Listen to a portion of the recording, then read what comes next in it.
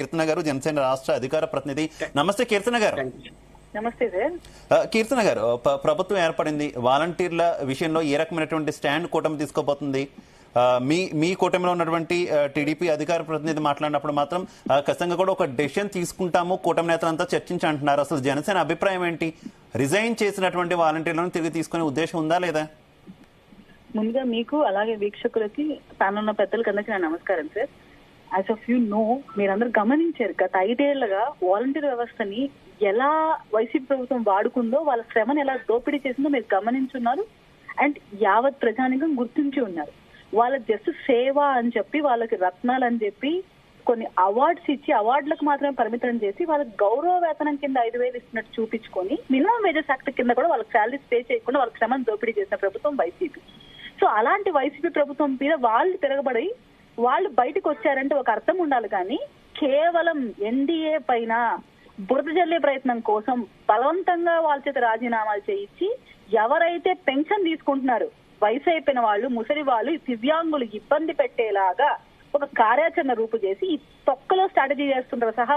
సకల సలహాదారులు అని చెప్తారు కదా, ఈ సలహాదారులు ఇచ్చిన పనికిమాల సలహాతో జగన్మోహన్ రెడ్డి గారు ఏమనుకున్నారంటే, వీళ్ళ చేత మనం పెన్షన్ ఇప్పడం ఆపిచ్చేసి ఆ టైంలో ప్రజల్ని ఇబ్బంది పెడితే ఈ బురద మొత్తం ఎన్డీఏ కూటమి మీద వేసేయచ్చు, ఈ వ్యతిరేకతతో నేను గెలవడానికి ఏమన్నా దోహదపడుతుందేమో అని ఒక చీప్ స్ట్రాటజీ ప్లే చేసి వీళ్ళ చేత రాజీనామా చేయించడానికి ప్లాన్ చేశారు. సో రాజీనామా చేసిన వెంటనే ఏమైంది, ఈ పెన్షన్లకు ఇబ్బంది పడుతున్నట్టు ఈయన ఫేక్ మీడియా అండ్ ఈ కొన్ని పెయిడ్ యూట్యూబ్ ఛానల్స్, సాక్షి ఛానల్, పెయిడ్ పేటీఎం కార్యకర్తలు విషపూరితమైన వ్రాతలన్నీ రాసి మా ఎన్డీఏ కూటమి మీద ఒక బురద జల్లే ప్రయత్నం చేశారు. చివరాఖరికి ఏమైంది, ఈ రోజు పాపము వాళ్ళ రాజీనామాకు కారణం ఎవరో వాళ్ళు చెప్తున్నారు. సో ఎన్డీఏ కూటమి ఎప్పుడు కూడా వాలంటీర్ వ్యవస్థకు వ్యతిరేకం కాదు, వాలంటీర్ వ్యవస్థ తప్పులకు వ్యతిరేకం. మేము క్లియర్ ఆ స్టాండ్ మీదే ఉన్నాం. అలాగే వాళ్ళ గౌరవ వేతనం కూడా పెంచే ప్రభుత్వమే మేము చేస్తామని చెప్తాం. సో వాలంటీర్ వ్యవస్థకు మేము వ్యతిరేకం కాదు, వాళ్ళ జీతభత్యాలు పెంచడంలో మేము వ్యతిరేకం కాదు. ఆ వ్యవస్థను మేము కిల్ చేయాలనుకోవట్లేదు, ఆ వ్యవస్థలో లోపాలు సరిచేయాలనుకుంటున్నాం. వాళ్ళ న్యాయమైన పోరాటం వెనక ఎన్డీఏ కూటమి ఉంటుంది. కానీ మేము అడుగుతున్నది ఏంటంటే, మీ చేత ఎవరు బలవంతంగా రాజీనామా చేశారో వాళ్ళ మీద కంప్లైంట్లు ఇవ్వండి అంట. సో అప్పుడు అక్కడ తప్పులు ఎవరు చేశారో వాళ్ళని మనం పట్టుకోగలుగుతాం. అలాగే వాలంటీర్ వ్యవస్థ వాళ్ళు ఇబ్బంది పడిన ప్రతి కార్యకర్త బయటకు వస్తారు సార్. మా మెయిన్ అజెండా అది. మేము ఏ వ్యవస్థని నిర్వీర్యం చేయం సార్, బాగుపరిచే ప్రయత్నమే చేస్తాం, ప్రజలకు మంచి చేయాలనుకుంటాం. అలాగే కీర్తన గారు, గతంలో వాలంటీర్ వ్యవస్థలో ఉన్నటువంటి లోపాల మీద పవన్ కళ్యాణ్ గారు కూడా చాలా ఎత్తి చూపినటువంటి పరిస్థితి. అంటే డేటా మిస్యూజ్ అవుతుందని చెప్పి ఒక పెద్ద ఆరోపణ చేశారు. ఏంటి ఇప్పుడు మీ ప్రభుత్వం వచ్చింది, వ్యవస్థ ఉంటుంది, వాలంటీర్ వ్యవస్థ ఉంటుంది అంటున్నారు, వాలంటీర్లు కంటిన్యూ అవుతారంటున్నారు, అలాగే రిజైన్ చేసిన వారి పట్ల కూడా పునరాలోచన చేస్తా ఉంటున్నారు. మరి ఏంటి డేటా మిస్యూజ్ కి ఏ రకంగా ఫుల్ స్టాప్ పెట్టబోతున్నారు? ఇప్పుడు కూడా వీళ్ళు పథకాలు ప్రజల దగ్గర చేర్చాలంటే ఖచ్చితంగా బయోమెట్రిక్ తీసుకోవాల్సి వస్తుంది.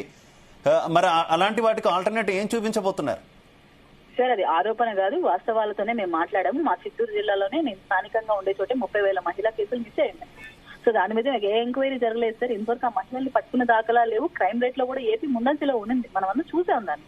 సో మాకు ఒక ఉంది కాబట్టి ఎవిడెన్స్ మేము మాట్లాడాము ఆ రోజు. దాని మీద కూడా మేము కార్యాచరణ చేయబోతున్నాం. అనితా గారు కూడా మీకు ఈ రోజు బలంగా మాట్లాడారు. గంజాయి నివారణకు ఏం చర్యలు చేపట్టాలి, ఎక్కడైతే అమ్మాయిల భద్రత కోసం ఎలాంటి స్టెప్స్ తీసుకోవాలో మేము తీసుకుంటామని కూడా మన హోమ్ మినిస్టర్ గారు చెప్తున్నారు.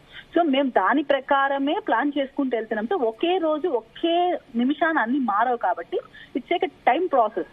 సో దాని తర్వాత ఎంత మేరకు ఈ వ్యవస్థ అవసరం, ఎంత మేరకు ఉందో అంత మేరకు మేము ఇంప్లిమెంట్ చేస్తాం వాలంటీర్ వ్యవస్థని. అలాగే సంక్షేమ పథకాలను చేరువ చేసే విధానాన్ని కూడా, మెరుగుపరిచే విధానం కూడా మేము ఇంప్లిమెంట్ చేస్తాం. మరి మిస్యూజ్ అయినటువంటి మహిళల సంగతి ఏంటి?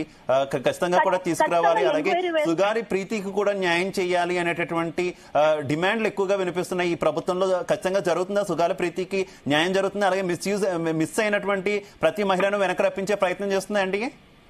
ఖచ్చితంగా సుగాలి ప్రీతి అమ్మగారి బాధతో సహా ప్రతి ఆడబిడ్డ ఎవరైతే ఈ 5 ఏళ్లలో ఇబ్బంది పడి ఉన్నారో వాళ్ళందరికీ న్యాయం చేసే ప్రభుత్వమే ఇది. ఎస్పెషల్లీ నేను చాలాసార్లు మీకు ప్రస్తావించి మాట్లాడున్నాను. ఎవరైనా అఘాయిత్యానికి ఒక ఆడబిడ్డ గురైతే ఆ బిడ్డ దగ్గరికి వెళ్ళి మొట్టమొదటి చేసే పని ఏంటంటే, ఈ అధికార పార్టీ 5 లక్షలు డబ్బులు ఇస్తున్నారు, చనిపోతే 10 లక్షలు ఇస్తున్నారు. నాకు చాలా కలిసి వేసింది సార్ ఆ విషయం చూసినప్పుడు. మీరు ఎందుకు ఆ శిక్ష మళ్ళీ ఇంప్లిమెంట్ చేసి భయపడేలాగా చట్టాలు తీసుకురాకుండా 5 లక్షలు 10 లక్షలను డబ్బులు ఇవ్వడం ఏంటి? దీని మీద నేను తీవ్రంగా వ్యతిరేకించి మాట్లాడున్నాను. సో ఇటువంటి మేము అలయన్స్ లో చేయం సార్. మేము వాడికి తప్పు చేస్తే ఇంకొకసారి తప్పు చేయాలంటే భయం వేసే విధంగా చట్టాలు తీసుకొని వస్తాం. అంతే ఖచ్చితంగా మేము వ్యవస్థను మెయింటైన్ చేస్తూ ఆడబిడ్డ భద్రత కోసం చూసుకుంటాం, లోటుపాట్లు సవరిస్తాం. అలాగే కీర్తన గారు ఇప్పుడు